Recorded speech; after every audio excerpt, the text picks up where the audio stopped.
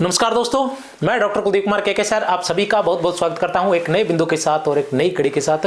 तो जैसा कि मैंने आप सभी को कहा था कि प्रत्येक बिंदु जो है वो इसी तरह से चलेगा कि पहले उस बिंदु की पूर्ण रूप से व्याख्या की जाएगी। जैसे अपने पहले वर्ण विचार था, तो वर्ण विचार की पहले पूरी लंबी क्लास थी, लगभग 2-2.5 घंटे की क्लास थी वो, और उसके बाद जो थे उसके प्रश्नोत्तर करवाए गए थे और उससे संबंधित बहुत सारे ट्रिक और उसका सारांश वगैरह भी करवाया गया था।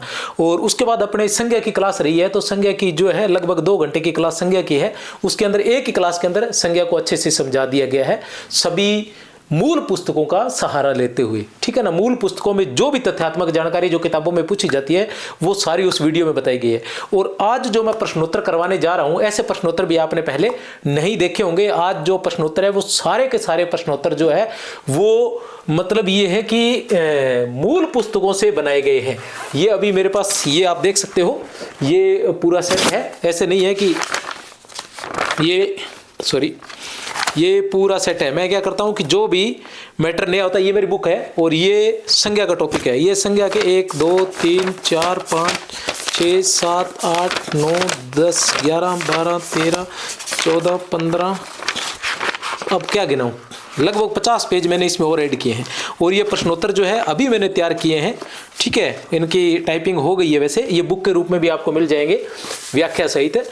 तो ये मूल पुस्तकों से नए पाठ्यक्रम के अनुसार तैयार किया गया, पुराना कोई कॉपी पेस्ट नहीं है।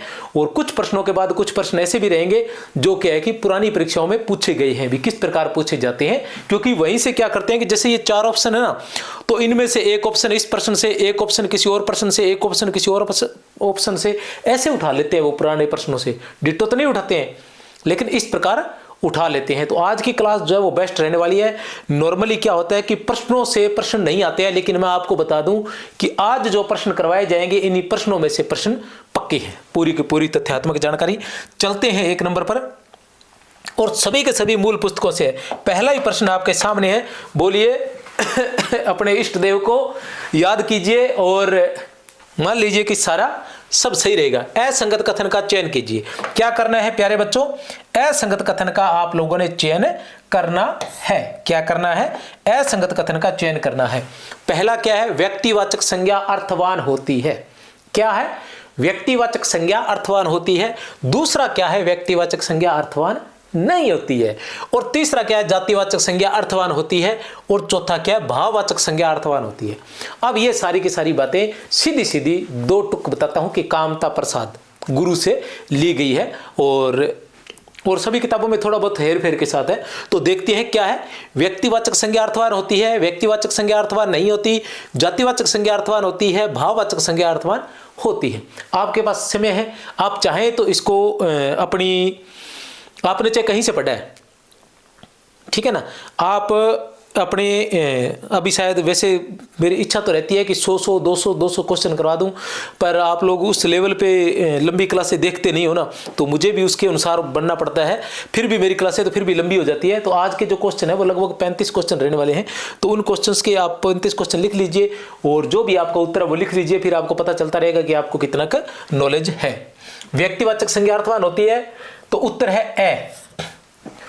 ठीक है ना, असंगत कथन देखना है, ये भी याद रख लेना, असंगत कथन देखना है। क्या है, व्यक्तिवाचक संज्ञा अर्थवान होती है। तो एक्चुअल में क्या होता है कि व्यक्तिवाचक संज्ञा अर्थवान नहीं होती, जातिवाचक संज्ञा अर्थवान होती है, भाववाचक संज्ञा अर्थवान होती है। कहने का मतलब है संज्ञा के कितने भेद होते हैं। संज्ञा के हम भेद की बात करें तो एक होता है व्यक्तिवाचक संज्ञा,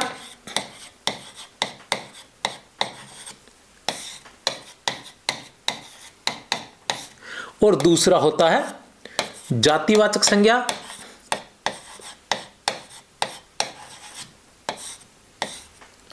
दूसरा होता है जातिवाचक संज्ञा, अच्छे से पता है आपको। और तीसरा होता है भाववाचक संज्ञा। कोई समस्या नहीं है, बहुत अच्छे से याद किया हुआ है, ठीक है ना। अब ये जो होती है, ये जो व्यक्तिवाचक संज्ञा है ये होती है अर्थहीन, इसका कोई अर्थ नहीं होता। और ये दो होती है, ये होती है अर्थवान, इनके अर्थ होते हैं। अब आप कहोगे कि कैसे होते हैं सर, भी अर्थ जो है वो कैसे होते हैं, अर्थवान होती है, अर्थवान नहीं होती, इसका क्या मतलब है, क्योंकि जो शब्द होंगे वो सभी अर्थ वाले होते हैं।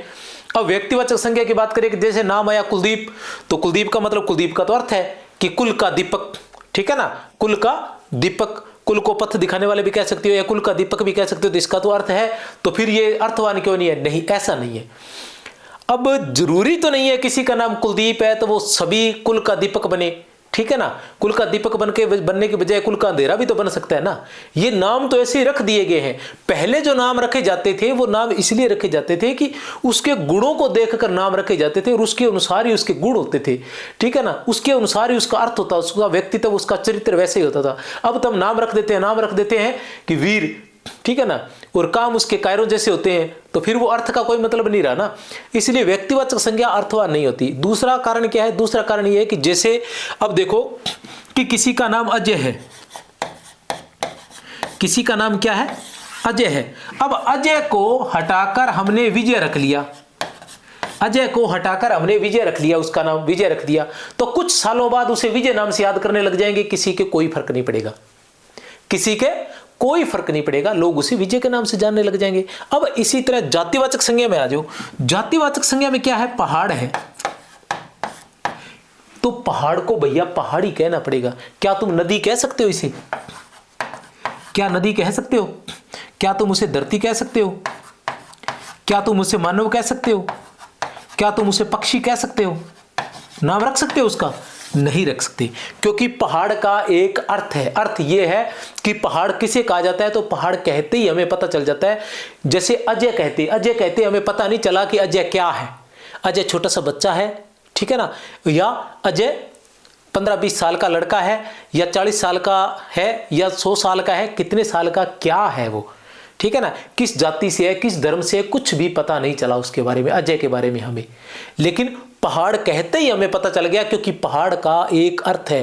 कहते ही हमें पता चल गया कि पहाड़ जो है इस तरह से पत्थर होंगे, बहुत सारे पत्थरों का जमावाड़ा होगा और उसे पहाड़ कहते हैं, या बहुत बड़ा पत्थर होगा उसे हम पहाड़ कहते हैं। इस तरह से जैसे ही मैंने नदी कहा, नदी का जातिवाचक संज्ञा ना, नदी कहा, तो आपको पता चल जाएगा कि एक बड़ी सारी, ठीक है ना, जगह होगी जिसके अंदर से पानी चल रहा होगा, बहुत विशाल का है, ठीक है ना। तो ये सारी चीजें इनके अर्थ हैं, नाम लेते ही तुम्हें पता चल जाएगा। उसी तरह भाववाचक संज्ञा की बात करें, भाववाचक संज्ञा में अगर भय है तो क्या भय को तुम हास्य कह सकते हो?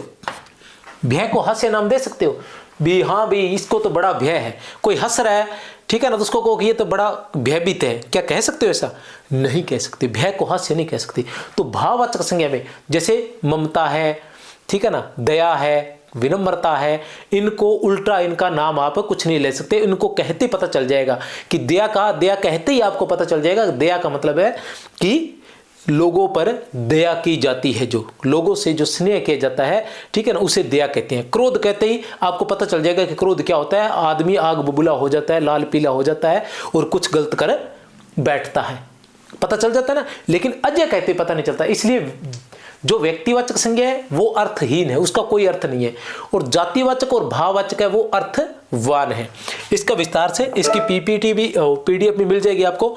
63-771-24-802 पर आप मैसेज कर देना, और बाकी संकुल मार्गदर्शन इसी नाम से अपना टेलीग्राम चैनल है वो जरूर ज्वाइन कर लेना। आगे क्या है व्यक्तिवाचक संज्ञा, ये पूरा डिटेल में मैं आपको थोड़ा सा बता दूं। व्यक्तिवाचक संज्ञा अर्थवान नहीं होती है। जैसे अजय व्यक्तिवाचक संज्ञा है जिसका कोई अर्थ नहीं है, जैसे अजय व्यक्तिवाचक संज्ञा है जिसका कोई अर्थ नहीं है। अजय जो है क्या है? व्यक्तिवाचक संज्ञा है जिसका कोई अर्थ नहीं है, क्योंकि अगर हम अजय का नाम बदलकर विजय रख दें तो कोई फर्क नहीं पड़ेगा, लोग उसे विजय के नाम से जानने लग जाएंगे। वही अजय की जाति जो पुरुष या मानव है उसे नहीं बदला जा सकता। कोई पुरुष को महिला नहीं कह सकता, या मानव को पशु कहना चाहे तो नहीं कह सकता, क्योंकि जातिवाचक संज्ञा अर्थवान है जिसे बदला नहीं जा सकता। हम जैसे ही आप मानव कहोगे तो आपको पता चल जाएगा कि 2 पैर और 2 हाथ वाला कोई व्यक्ति होगा, आप यही तय करोगे, ठीक है ना। जैसे ही पशु कहेंगे तो आपको पता चल जाएगा कि ये कोई 4 पैरों वाला, 1 पूंछ वाला और 2 सींग वाला कोई जानवर होगा, कोई जीव होगा, ठीक है ना। तो ये अर्थवान होती है। इसी तरह भाववाचक संज्ञा की हम बात करते हैं। भाववाचक संज्ञा भी अर्थवान होती है, जिसे बदला नहीं जा सकता। जैसे खुशी को भय नहीं कहा जा सकता, उत्साह को करुणा नहीं कहा जा सकता, और कुछ व्यक्तिवाचक संज्ञा, हाँ एक बात और है कि कुछ व्यक्तिवाचक संज्ञा अर्थवान होती है। बहुधा व्यक्तिवाचक संज्ञा अर्थवान नहीं होती है, कुछ व्यक्तिवाचक संज्ञा जो है वो अर्थवान होती है। ये नाम आप देख लो और याद कर लेना। ईश्वर, परमात्मा, परब्रह्म, प्रकृति, ब्रह्मांड, ये प्रमुख रूप से मूल पुस्तकों से लिया गया है, इसलिए आप ध्यान रख लें और यहीं से प्रश्न पूछे जाएंगे, ठीक है ना। चाहो तो गंगा मैया की कसम खा के कह सकते हैं।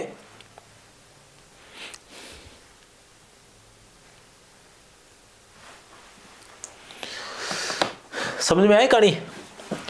चलते हैं। संज्ञा से संबंधित असंगत कथन छांटिए। सभी ऐसे ही प्रश्न हैं, अच्छे प्रश्न लेकर आए हैं और प्रश्नों को इस तरह से बनाया गया है कि आपकी बहुत सी तथ्यात्मक जानकारी या मतलब बड़े स्तर पर आपका ज्ञान को जो है आपके ज्ञान में विस्तार किया जा सके, आपकी समझ को विकसित किया जा सके। और क्योंकि समझ पर आधारित ही प्रश्न आजकल पूछे जा रहे हैं, तो आप उस चीज को समझ सको और जहां तक आज तक हम पढ़ते आए हैं उससे बाहर निकलकर कुछ और पढ़ सकें, मूल पुस्तकें पढ़ सकें जहां से प्रश्न पूछे जाते हैं। तो वहीं से ये प्रश्न बनाए गए हैं। संज्ञा से संबंधित असंगत कथन का चयन कीजिए। संज्ञा से संबंधित असंगत कथन का चयन कीजिए। देखते हैं संज्ञा से संबंधित किससे। पहली बात तो ये है संज्ञा से संबंधित है और क्या है, असंगत है। दो चीजें नोट कर ले, क्लियर। संज्ञा 2 शब्दों के योग से बना है, सम धन ज्ञा, ठीक है, ये तो सही है, ये तो असंगत नहीं है। ऐसे ही होता है ना, सम धन ज्ञा के योग से बनता है। सम का मतलब होता है सम्यक, ज्ञा का मतलब होता है ज्ञान या जानना। तो सम्यक ज्ञान जिसके बारे में सब कुछ के बारे में हम जानते हैं, जान पाते हैं, उसे संज्ञा कहते हैं। या सबके नाम को ज्ञात करवाने वाला या व्याकरण की जो विधा होती है जिससे हम सबके नाम को जानते हैं उसे संज्ञा कहते हैं। संज्ञा का शाब्दिक अर्थ है सम्यक ज्ञान कराने वाला। ये भी सही है, कोई समस्या नहीं है, मुझे तो कोई समस्या लगी नहीं। संज्ञा का अन्य पर्याय नाम है, बिल्कुल सही है। संज्ञा का अन्य पर्याय नाम है। संज्ञा को कहते हैं सब नाम, ठीक है ना। संज्ञा को क्या कहते हैं, सब नाम। सभी नाम जो है वो क्या है, संज्ञा है, ठीक है ना। सभी नाम, यहां हम मतलब इस संसार के अंदर कोई ऐसी चीज नहीं, जो हमने चीज बना दी उसका हमने नाम रख लिया, और नाम रख दिया तो वो क्या है, संज्ञा है, ठीक है ना। उसका कोई नाम रख दिया, उसका कोई जाति रख दी, ठीक है ना, उसका कोई भाव रख दिया। इस संसार में जो भी चीजें हैं, आज कहने का मतलब मैं यहां खड़ा हूं तो मैं संज्ञा हूं, मैं जो हाथ चला रहा हूं ये संज्ञा है, ये जो टंगा हुआ माइक है ये भी संज्ञा है, ये हाथ पैर सब संज्ञा है, जिस कैमरे से आप देख रहे हो, जिस फोन से देख रहे हो वो भी संज्ञा है, पीछे जो बोर्ड लगा हुआ है वो भी संज्ञा है, ठीक है ना। और मैं जो बातें बता रहा हूं, ठीक है ना, जो भाव व्यक्त कर रहा हूं वो भाव भी क्या है, संज्ञा है। तो सब कुछ संज्ञा है, संज्ञा के बिना इस संसार में कुछ भी नहीं है। तो संज्ञा का पर्याय नाम है, सभी नाम जो वो संज्ञा है। संज्ञा होती है सब नाम, और सर्वनाम जो होता है वो होता है सबका नाम। मतलब सभी नामों की जगह अगर कोई नाम आता है तो वो आ जाता है सर्वनाम।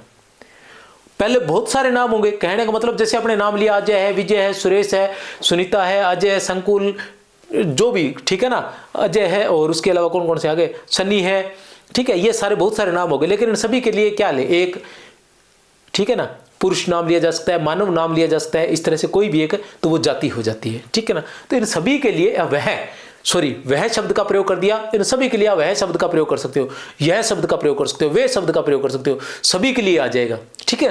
तो ये क्या हुआ, सभी संज्ञाओं के लिए एक ही नाम आ जाए वो सर्वनाम कहलाता है, ठीक है ना। सभी नामों के लिए एक नाम। संज्ञा एक अविकारी शब्द है, संज्ञा एक अविकारी शब्द है, तो यही है गलत, क्योंकि संज्ञा क्या है, एक विकारी शब्द है। क्या है, संज्ञा एक विकारी शब्द है। जिनमें विकार उत्पन्न होता है उन्हें विकारी शब्द कहते हैं। शब्द की हम बात करते हैं, वर्णों को हमने पढ़ा था, शब्दों को देख लेते हैं। शब्द की हम बात करते हैं तो शब्द जो होते हैं,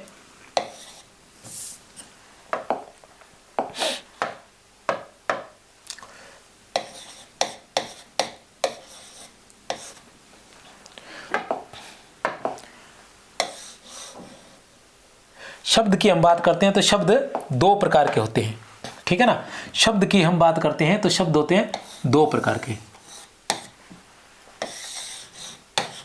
ठीक है। कौन कौन से? एक तो होता है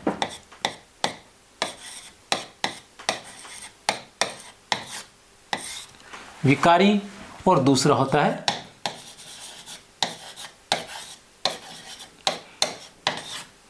अविकारी, ठीक है ना। पहला होता है विकारी और दूसरा होता है अविकारी।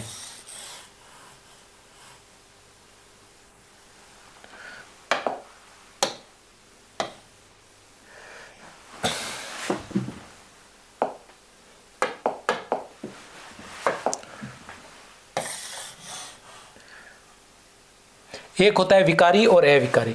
अब जो विकारी होते हैं वो कौन कौन से होते हैं? विकारी के अंदर हम लेते हैं एक संज्ञा, दूसरा सर्वनाम, तीसरा विशेषण और चार पर क्रिया, ठीक है ना। और इधर भी हम बात करते हैं तो ये भी कुछ लोग चार मानते हैं, कुछ पांच मानते हैं। एक नंबर पर आएगा क्रिया विशेषण। यहां खाली हम नाम पढ़ेंगे क्योंकि ये टॉपिक दूसरा है, ठीक है ना। क्रिया विशेषण और दूसरा समुच्चय बोधक, तीसरा आ जाता है विस्मयादि बोधक,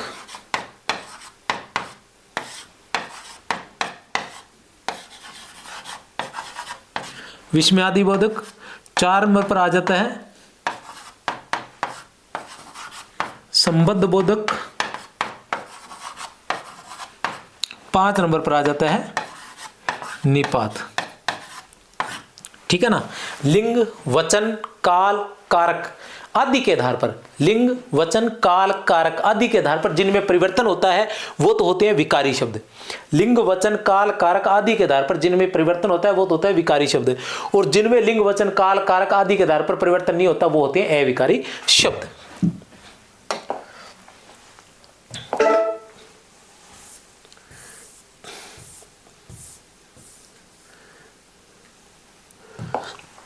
अब देखते हैं संज्ञा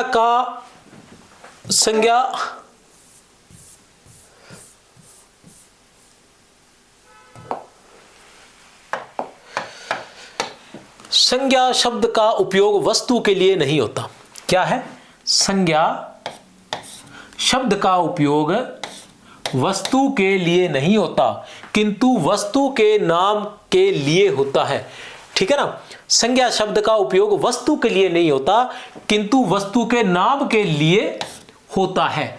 जिस कागज पर यह पुस्तक छपी है वह कागज संज्ञा नहीं है किंतु पदार्थ है, पर कागज शब्द जिसके द्वारा हम उस पदार्थ का नाम सूचित करते हैं संज्ञा है। संज्ञा की यह परिभाषा किसने दी थी? बहुत ही महत्वपूर्ण परिभाषा है, इसे आप देख सकते हो। इसे ही टुकड़ों में बांट के, ठीक है ना, पूछा जा सकता है संगत असंगत के रूप में या कथनों के रूप में। इस प्रकार के दो कथन दिए जा सकते हैं, वैसे प्रश्न भी आएंगे। इस प्रकार के दो कथन दिए जा सकते हैं और फिर विकल्प के रूप में पूछा जा सकता है कथन एक संगत है, कथन एक सही है, दूसरा गलत है, कथन एक गलत है, दूसरा सही है, कथन एक सही है, दूसरा भी सही है, कथन एक और दो दोनों गलत है। इस तरह से पूछा जा सकता है। इस प्रकार की परिभाषाएं देखिए। तो अगर आपने मूल पुस्तकें नहीं पढ़ी होंगी तो इस प्रकार की परिभाषाएं आप नहीं कर पाएंगे। अभी तक तीनों प्रश्न आए, तीनों के तीनों मूल पुस्तकों से लिए गए। संज्ञा शब्द का उपयोग वस्तु के लिए नहीं होता किंतु वस्तु के नाम के लिए होता है। कामता प्रसाद गुरु, उत्तर क्या है? कामता प्रसाद गुरु।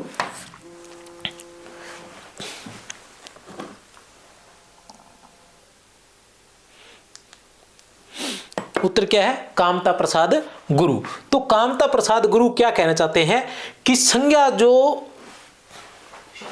शब्द है वो वस्तु के लिए नहीं होता। जो नाम होता है ना वो उस वस्तु को संज्ञा नहीं कहते हैं। जैसे मान लो कागज है, यहां यही कहना चाह रहे कामता प्रसाद गुरु, जैसे कागज है तो कागज क्या है? कागज जो बना हुआ है वो संज्ञा नहीं है। जो कागज बना हुआ है ये संज्ञा नहीं है। कहने का मतलब है कि ये जो है, ये जो चीज है ये क्या है?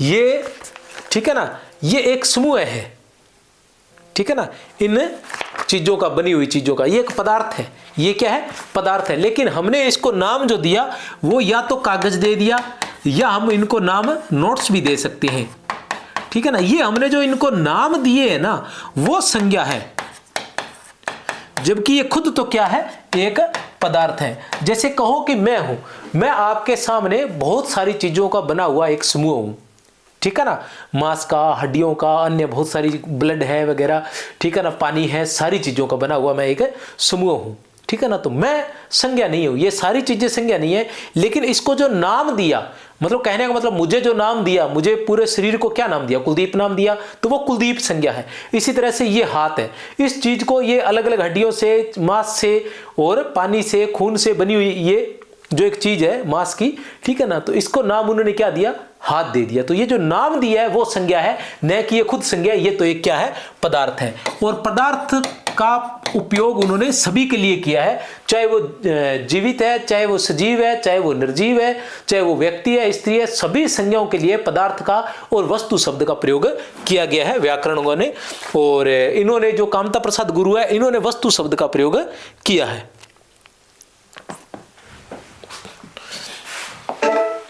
चलते हैं प्रश्न संख्या 3 पर।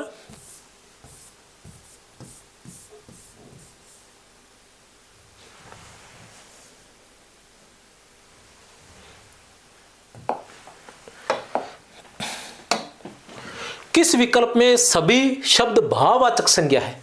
किस विकल्प में सभी शब्द जो है वो भाववाचक संज्ञा है? सभी शब्द भाववाचक संज्ञा है, ठीक है ना। अब हमने देखना है कि पुरुष, तेल, बचपन, बुढ़ापा, भूख, उड़ान, गान, निद्रा, कुंज, दया, ममता, दरिद्रता, जखीरा, झुंड, विधवता, पशुता, भय, दुख, पढ़ाई। अब अपने को देखना है कि शुरू से आ जाओ, एक एक करके बताऊंगा। पुरुष क्या है? पुरुष क्या है? जातिवाचक है। क्या है? जातिवाचक। इसका मतलब ये तो हमने गलत कर दिया, बाकी सारे भी बताऊंगा, लेकिन एक बार अपने उत्तर देख लें। भूख, उड़ान, गान, निद्रा और कुंज, ये कुंज जो है ये क्या है, इसमें ये जातिवाचक है। कौन सा जातिवाचक है? ये समुदायवाचक। कौन सा? समुदायवाचक या समूहवाचक। कुंज जातिवाचक है, तो ये भी गलत हो गया, ठीक है। दया, ममता, दरिद्रता, जखीरा, झुंड, तो इसमें जखीरा, ठीक है ना, ये क्या है? जातिवाचक है। कौन सा जातिवाचक है? समूह जातिवाचक है, समुदाय जातिवाचक है, तो ये भी गलत हो गया। इसमें विधवता, पशुता, भय, दुख और पढ़ाई, सभी क्या है? सभी भाववाचक है। ये सभी के सभी भाववाचक है। अब आपने क्या करना है, इस चीज को कैसे समझेंगे कि ये भाववाचक है या नहीं है। अब क्या होता है कि पुरुष जो है, ठीक है ना, पुरुष है, तेल, अब पुरुष को अपने को पता है कि ये क्या है? जातिवाचक है, ठीक है ना। तेल क्या है? जातिवाचक है। बचपन क्या है? भाववाचक है।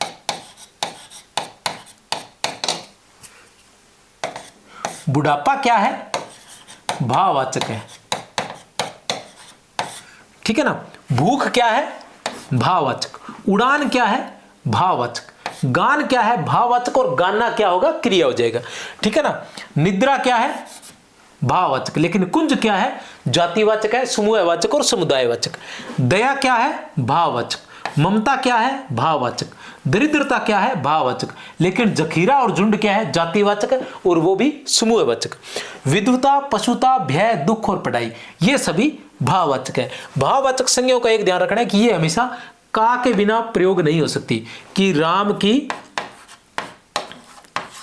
विधवता, राम की पशुता, राम का भय, राम का दुख, राम की पढ़ाई, इस तरह से किसी भी नाम के साथ आप जोड़कर इसको लिख सकते हो। राम की जगह जय भी कर सकते हो, ठीक है ना। और कोई अन्य नाम चीज भी आप जोड़ सकते हो उसके अनुसार, लेकिन बीच में विभक्ति अवश्य आएगी। तो उत्तर है द। ये व्याख्या भी की गई है देख लेते हैं। किसी पदार्थ के धर्म, गुण, भाव, दशा व अवस्था का बोध कराने वाले शब्दों को भाववाचक संज्ञा कहते हैं। किसी पदार्थ के धर्म, गुण, भाव, दशा व अवस्था का बोध कराने वाले शब्दों को भाववाचक संज्ञा कहते हैं। भाववाचक संज्ञा निम्नलिखित शब्दों से बनती है। किस किस से बनती है? जातिवाचक संज्ञा से बनती है, जैसे मानव से मानवता। सर्वनाम से बनती है, जैसे अपना से अपनतव। विशेषण से बनती है, जैसे नीला से नीलापन। क्रिया से बनती है, जैसे उभरना से उभार। अवयव से बनती है, जैसे समीप से समीप्य। इस प्रकार ये तैयार होती है। बाकी अब सारे बनती रहती है, जैसे जातिवाचक संज्ञा से बहुत से, जैसे पुरुष थे पुरुष तव आ जाता है, ठीक है ना। और बूढ़ा से बुढ़ापा हो, सॉरी हाँ, बूढ़ा से बुढ़ापा हो जाता है। बालक से बचपन हो जाता है, बच्चा से बचपन हो जाता है। इस प्रकार जातिवाचक से सर्वनाम से अपना से अपनतव हो जाता है, मम से ममतव हो जाता है, या मम से ममता भी हो जाता है, ठीक है। उसी तरह विशेषण की बात करें तो विशेषण से तो बहुत सारे जितने मर्जी बना लो। नीला से नीलापन, मीठा से मिठास, खट्टा से खटास, नमक से नमकीन,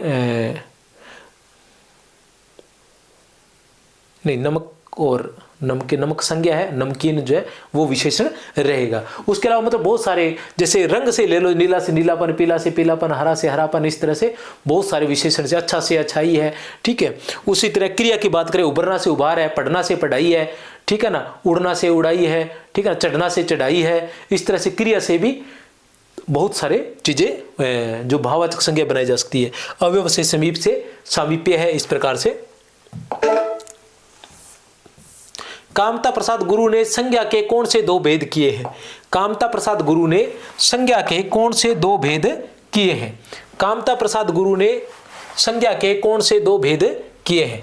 व्यक्तिवाचक संज्ञा और जातिवाचक संज्ञा, भाववाचक संज्ञा और जातिवाचक संज्ञा, व्यक्तिवाचक संज्ञा या भाववाचक संज्ञा, पदार्थवाचक संज्ञा या भाववाचक संज्ञा। तो उत्तर है दे। कामता प्रसाद गुरु ने संज्ञा के दो भेद किए हैं। कौन कौन से? वो संज्ञा के दो भेद बताते हैं। संज्ञा ऐसे आ जाती है कामता प्रसाद गुरु के अनुसार। संज्ञा ये है हमारी संज्ञा, ठीक है। संज्ञा के कितने भेद हो जाते हैं? संज्ञा की हम बात करें तो संज्ञा के हो जाते हैं दो भेद। कामता प्रसाद गुरु के अनुसार दो भेद हो जाते हैं। एक हो जाता है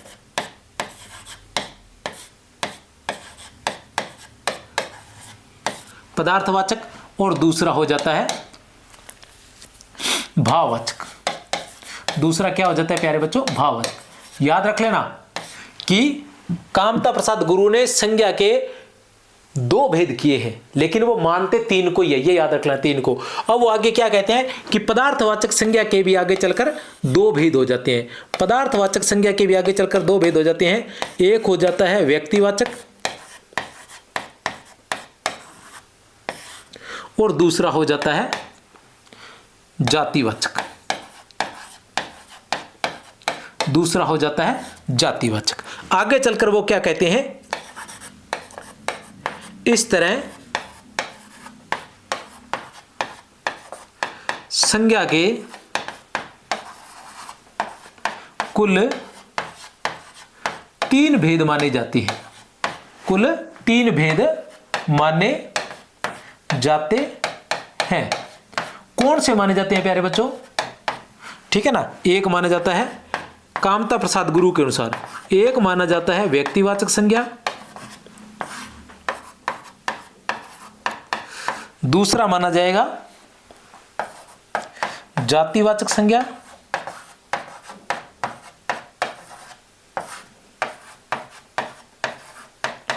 और तीसरा माना जाएगा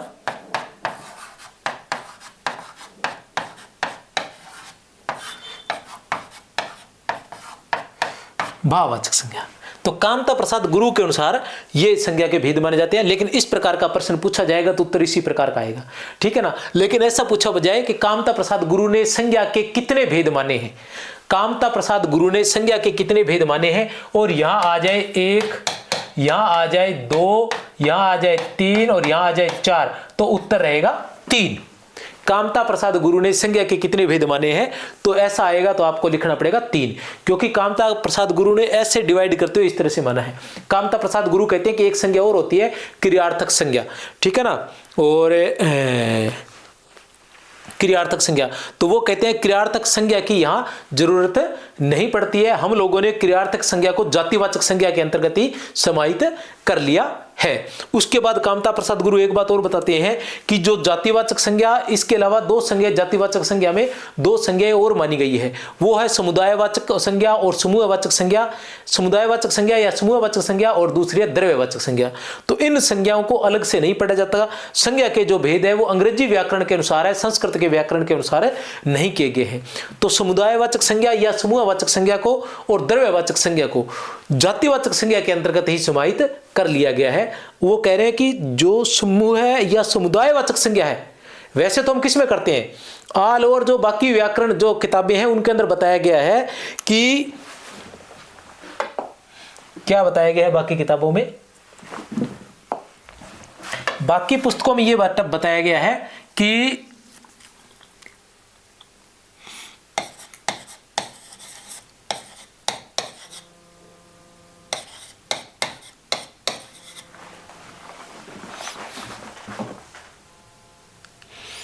बाकी किताबों में क्या बताया गया है कि समुदायवाचक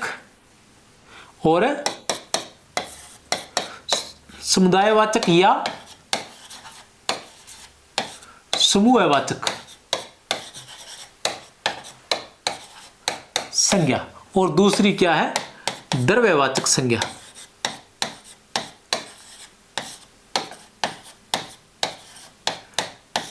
इनको किन में समाहित किया गया है, इन सभी को समाहित किया गया है जातिवाचक संज्ञा में। किसमें,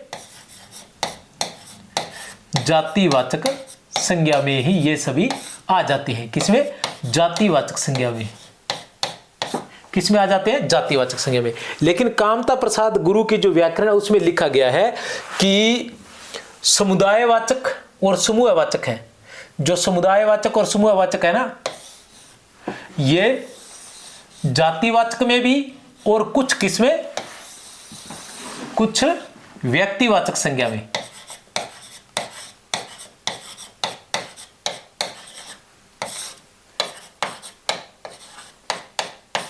व्यक्तिवाचक संज्ञा में भी चली जाती है, लेकिन द्रव्यवाचक जो है वो केवल जातिवाचक में। कामता प्रसाद गुरु ऐसे बताते हैं कि समुदायवाचक और समूहवाचक संज्ञा के जो रूप है वो जातिवाचक संज्ञा में और व्यक्तिवाचक संज्ञा में होते हैं, लेकिन द्रव्यवाचक संज्ञा के जातिवाचक में ही होते हैं। ये ध्यान रखना आपने।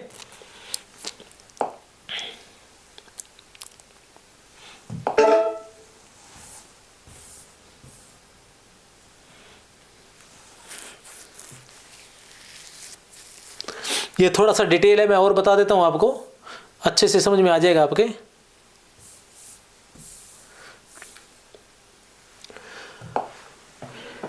कामता प्रसाद गुरु के अनुसार संज्ञा दो प्रकार की होती है, पदार्थवाचक संज्ञा और भाववाचक संज्ञा। जिस संज्ञा से किसी पदार्थ या पदार्थों के समूह का बोध होता है, जिस संज्ञा से किसी पदार्थ या पदार्थों के समूह का बोध होता है उसे पदार्थवाचक संज्ञा कहते हैं। जैसे राम, राजा, घोड़ा, कागज, काशी, सभा, भीड़ इत्यादि।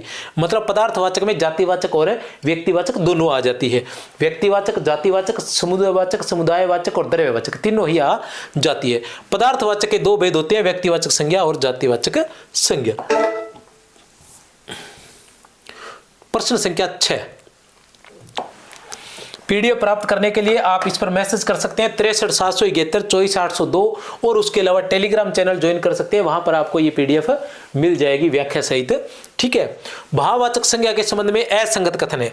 किसके संबंध में? पहली बात तो है भाववाचक संज्ञा और दूसरा है असंगत देखना है। अब देखते हैं धर्म गुण के अर्थ में। धर्म गुण के अर्थ में बल, बुद्धि, धीरज, क्रोध और ठंडाई। अवस्था के अर्थ में सफाई, अंधेरा, उजेला, नींद, रोग। व्यापार के अर्थ में चढ़ाई, बहाव, दान, भजन, बोलचाल। अवस्था के अर्थ में मेहनत, दौड़ धूप और पढ़ाई। ठीक है ना। तो कौन सा सही है, कौन सा गलत है?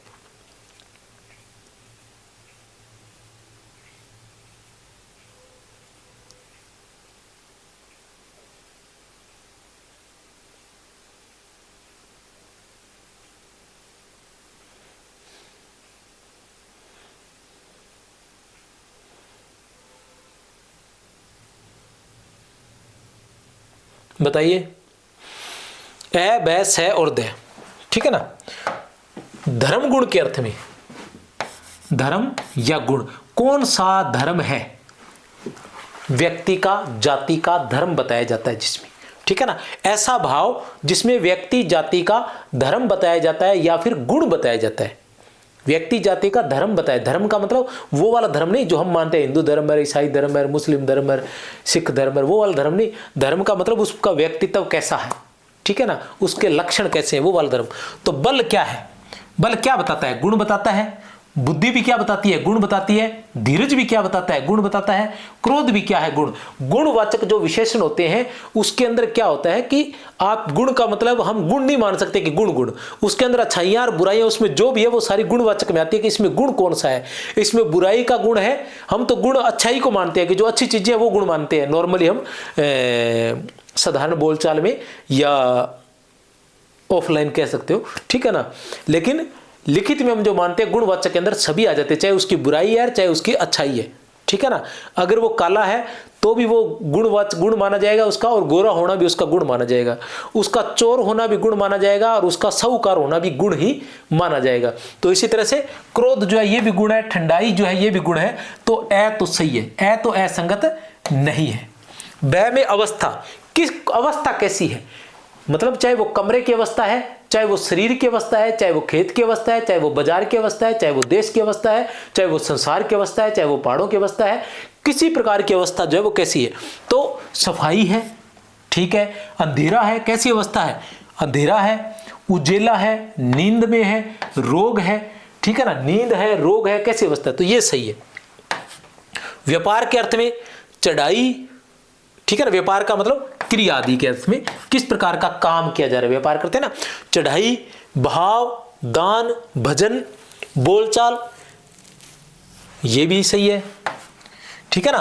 व्यापार चढ़ाई का, भाव का, दान का, भजन का, बोलचाल का, ठीक है ना, जो क्रिया से संबंधित जुड़ी हुई चीजें, ठीक है ना। अवस्था के अर्थ में, अवस्था के अर्थ में तो ये जो है ये सही नहीं है।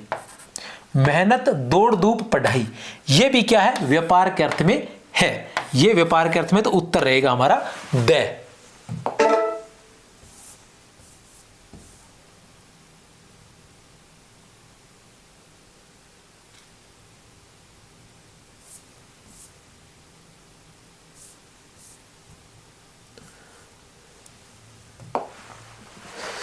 एक मिनट रुको ना,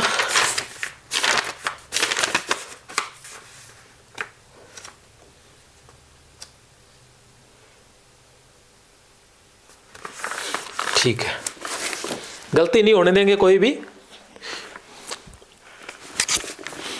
वैसे तो आपको पीडीएफ दूसरी देंगे, फिर भी ये वाली पीडीएफ मिल जाए, क्योंकि थोड़ा सा पीपीटी की यहाँ व्यवस्था थोड़ी सी कमजोर है। ये इसमें उत्तर ब दे दिया इसलिए कंफ्यूज हो गया, लेकिन उत्तर अपने द ही है, ये ध्यान रख लेना आप लोग। और वैसे भी गलती होने के कोई चांस नहीं है, गलत नहीं करवाएंगे।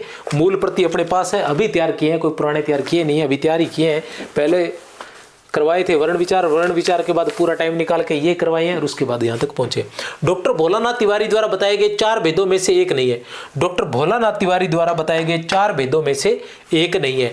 व्यक्तिवाचक संज्ञा, जातिवाचक संज्ञा, क्रियार्थक संज्ञा, पदार्थवाचक संज्ञा। तो कौन सा एक भेद नहीं है, तो वो भेद नहीं है, पदार्थवाचक संज्ञा नहीं है। डॉक्टर भोलानाथ तिवारी ने 4 भेद बताए हैं संज्ञा के। कितने बताए हैं, 4 भेद बताए हैं। कौन कौन से, एक व्यक्तिवाचक संज्ञा, जातिवाचक संज्ञा, 1 नंबर पर है व्यक्तिवाचक संज्ञा, 2 नंबर पर है जातिवाचक संज्ञा, और 3 नंबर पर है भाववाचक संज्ञा, भाववाचक संज्ञा, और 4 नंबर पर है क्रियार्थक संज्ञा। 4 नंबर पर है क्रियार्थक संज्ञा। उत्तर हमारा द है, याद रख लेना, ठीक है ना। उत्तर हमारा क्या है, उत्तर हमारा स है, ठीक है ना। उत्तर हमारा स है। पदार्थवाचक संज्ञा किसने माना है, पदार्थवाचक संज्ञा नाम किसने दिया था, कामता प्रसाद गुरु ने। पदार्थवाचक नाम किसने दिया था, कामता प्रसाद गुरु ने। क्रियार्थक संज्ञा नाम किसने दिया है, भोलानाथ तिवारी ने, भोलानाथ तिवारी ने।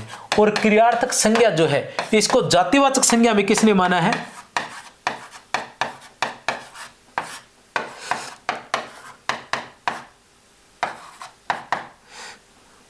कामता प्रसाद गुरु ने, ठीक है ना। इसको जातिवाचक संज्ञा में कामता प्रसाद गुरु क्रियार्थक संज्ञा को जातिवाचक संज्ञा में ही मानते हैं। चलते हैं प्रश्न संख्या 8 पर। जातिवाचक संज्ञा से बनी भाववाचक संज्ञा का विकल्प नहीं है।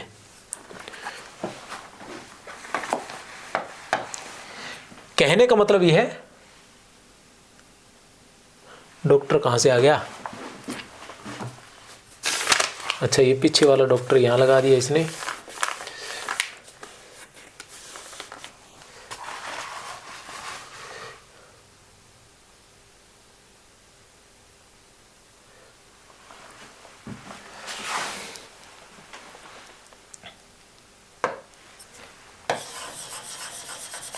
जातिवाचक संज्ञा से बनी भाववाचक संज्ञा का विकल्प नहीं है।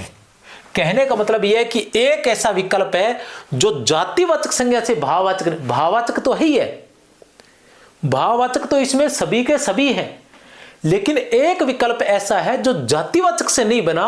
वो या तो सर्वनाम से बना होगा, या वो विशेषण से बना होगा, या वो क्रिया से बना होगा, और या वो अवयव से बना होगा। ऐसे ही पूछे जाते हैं कि जातिवाचक संज्ञा से बनी भाववाचक संज्ञा, विशेषण से बनी भाववाचक संज्ञा, ठीक है ना, है या नहीं है, क्रिया से बनी भाववाचक संज्ञा, अवयव से बनी भाववाचक संज्ञा है या नहीं है, संगत है, असंगत है, इस प्रकार से पूछे जाते हैं। तो हमें यह क्या बताना है कि जातिवाचक संज्ञा से बनी भाववाचक संज्ञा नहीं है। कहने का मतलब बाकी सभी तो जातिवाचक से बनी भाववाचक संज्ञा है, लेकिन एक विकल्प ऐसा है जो जातिवाचक से बना भाववाचक नहीं है, वो किसी और से बना हुआ है।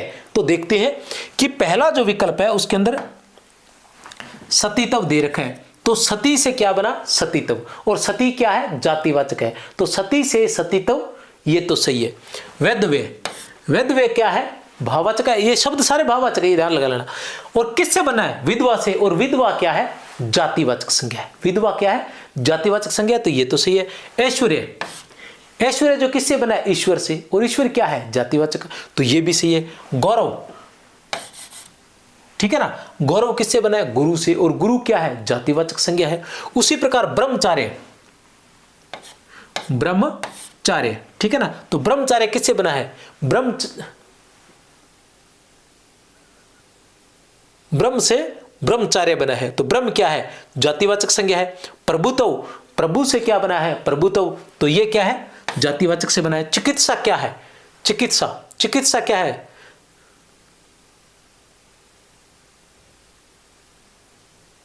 चिकित्सा भाववाचक संज्ञा है। और बना किससे है? चिकित्सक से। तो चिकित्सक क्या है? जातिवाचक है। सही है, कोई बात नहीं। पुरुषत्व किससे बना है? पुरुष से। तो पुरुष क्या है? जातिवाचक। उसी तरह नर्तव, तो नर क्या है? जातिवाचक। और उससे नर्तव क्या बन गया? भाववाचक। तारुण्य, तरुण क्या है? तरुण, जवान, जातिवाचक। और तरुण से क्या बन गया? भाववाचक, तारुण्य। बालपन, बालक क्या है? जातिवाचक। और बालपन क्या बन गया? भाववाचक। पितृत्व, पिता, पिता क्या है? जातिवाचक। और पितृत्व क्या हुआ? भाववाचक। उसी तरह मानवता, मानव क्या है? जातिवाचक। और मानवता क्या है? भाववाचक। लड़कपन, लड़का क्या है? जातिवाचक। और लड़कपन क्या है? भाववाचक। बुढ़ा क्या है? जातिवाचक। और बुढ़ापा क्या है? भाववाचक। अपनापन क्या है? अपनापन किससे बना है? अपनापन क्या है? भाववाचक। लेकिन किससे बना है? अपना से। और अपना क्या है? अपना है सर्वनाम। तो इसमें बाकी सभी सही है, द उत्तर है। और सिर्फ एक ही शब्द है जो सर्वनाम से बना है, बाकी सभी जातिवाचक से बने हुए हैं। बाकी सभी के सभी जातिवाचक संज्ञा से बने भाववाचक है, केवल ये एक नहीं बना हुआ है। यहाँ ऐश्वर्य जो है ये थोड़ा सा हम देख सकते हैं, क्योंकि ईश्वर को जो है जातिवाचक में भी लिया गया है। ईश्वर जो है, ठीक है, ईश्वर व्यक्तिवाचक में है।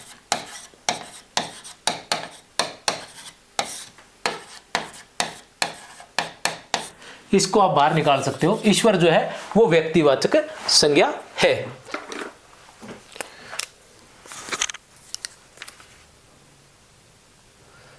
ठीक है, इसमें काटा हुआ है, चिंता न करें।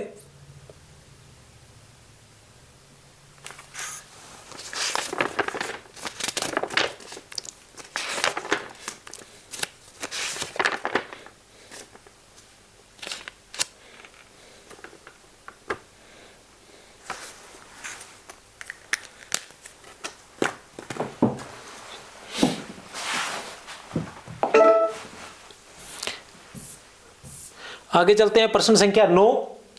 क्या है प्रश्न संख्या 9? विशेषण से बनी भाववाचक संज्ञा का विकल्प नहीं है। विशेषण से बनी, किससे? विशेषण से बनी भाववाचक संज्ञा का विकल्प नहीं है। कहने का मतलब यह है कि बाकी सभी विकल्प जो है वो है तो सभी भाववाचक संज्ञा, सारे के सारे शब्द क्या है? भाववाचक संज्ञा के हैं। लेकिन एक विकल्प ऐसा है, सारे के सारे भाववाचक हैं और सभी जो है वो किससे बने हुए हैं? विशेषण से। लेकिन एक विकल्प ऐसा है जो किसी और से बना हुआ है, वो अपने को ढूंढना है।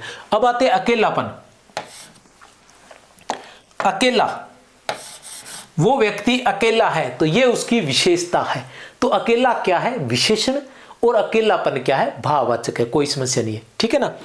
भूरापन, ये किससे बना है? भूरा विशेषण से बना है। ये उसकी विशेषता है कि वो भूरा है, काला है, नीला है, पीला है, गुणवाचक विशेषण। तीखापन, तीखा क्या है? विशेषण, तो तीखा विशेषण से बना है। पीलापन, पीला विशेषण से बना है, तो ये तो संगत है, कोई समस्या नहीं है। औचित्य, उचित से बना है, सही है, उचित विशेषण से बना हुआ है। अस्थिरता, अस्थिर विशेषण से बना है।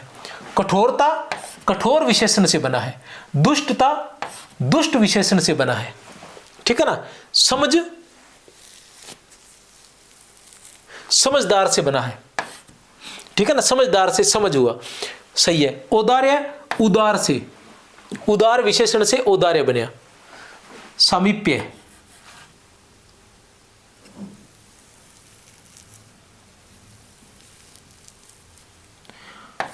ये समीप से बना है और ये परस्पर से बना है।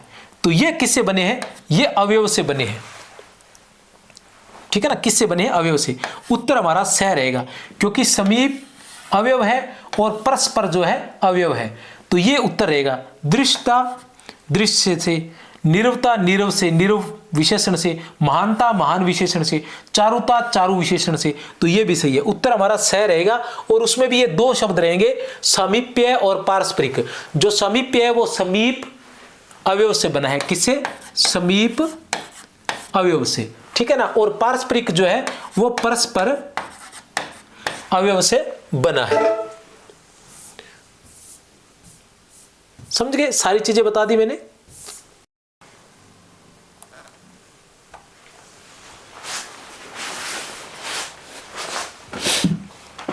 प्रश्न संख्या 10 की हम बात करें तो प्रश्न संख्या 10 है, निम्नलिखित में से किस विकल्प में सभी शब्द भाववाचक संज्ञा के हैं? किस विकल्प के सभी शब्द जो है वो भाववाचक संज्ञा के हैं? मतलब एक ऐसा विकल्प है जिसमें सभी भाववाचक शब्द हैं, बाकी सभी विकल्पों में भाववाचक। ये प्रश्नों को समझना जरूर है। बहुत से बच्चे क्या है कि प्रश्नों को समझ नहीं पाते हैं कि पूछ क्या रहे हैं। निम्नलिखित में से किस विकल्प में कोई एक विकल्प होगा जिसमें सभी शब्द जो है वो भाववाचक संज्ञा के, बाकी सभी विकल्पों में कोई न कोई एक आधा ऐसा शब्द होगा जो भाववाचक संज्ञा का नहीं होगा। अब हम देखते हैं किसमें है। जैसे अकेला है तो ये क्या है? विशेषण है। उचित क्या है? ये भी विशेषण है। अस्थिर क्या है? ये भी विशेषण। कठोर क्या है? ये भी विशेषण है। तो ये तो नहीं है, इसमें तो सभी क्या है? विशेषण है। मोटाई, चौड़ाई, लंबाई, ऊंचाई, ये सही है। उत्तर है ब। उत्तर क्या है? ब। भी राम की मोटाई, राम की चौड़ाई, राम की लंबाई, राम की ऊंचाई, ये है, ठीक है। भाववाचक संज्ञा, भाववाचक संज्ञा में किसी विभक्ति का प्रयोग होता है। संज्ञा के साथ उनका प्रयोग करोगे तो साथ में विभक्ति का प्रयोग भी होगा, संज्ञा या सर्वनाम के साथ। जैसे दुष्टता, दुष्टता क्या है? दुष्टता भाववाचक संज्ञा है। मधुत्व भी भाववाचक संज्ञा है। लवणता भी भाववाचक संज्ञा है। दुष्टता भी भाववाचक संज्ञा है, मधुत्व भी भाववाचक संज्ञा है, लवणता भी भाववाचक संज्ञा है। दुष्टता दुष्ट विशेषण से बना है। मधुत्व मधु से बना है, मधु संज्ञा से, और भाव जातिवाचक संज्ञा से। लवणता जो है वो लवण से बना है, जातिवाचक संज्ञा से। और विद्वान जो है ये क्या है? विशेषण है, या आप कह सकते हो जातिवाचक संज्ञा, ठीक है ना। जातिवाचक संज्ञा है ये,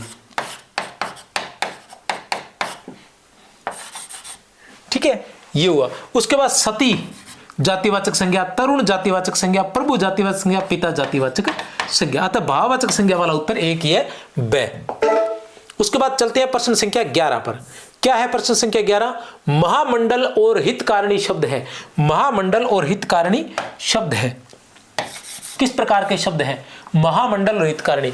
व्यक्तिवाचक, जातिवाचक या भाववाचक? अब जैसे महामंडल लग रहा है तो हमें ऐसा लग रहा है कि समुदायवाचक है, हितकारिणी है तो हमें ऐसा लग रहा है कि ये भी समूहवाचक है। और समूहवाचक किस में आते हैं? जातिवाचक में। तो उत्तर जातिवाचक होना चाहिए। नहीं, कामता प्रसाद गुरु में ये दोनों शब्द स्पष्ट दिए गए हैं कि ये दोनों के दोनों शब्द क्या है?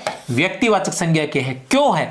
जैसे ज्ञानपीठ की बात करें, ज्ञानपीठ की बात करें तो ज्ञानपीठ किस में रहेगा? व्यक्तिवाचक में।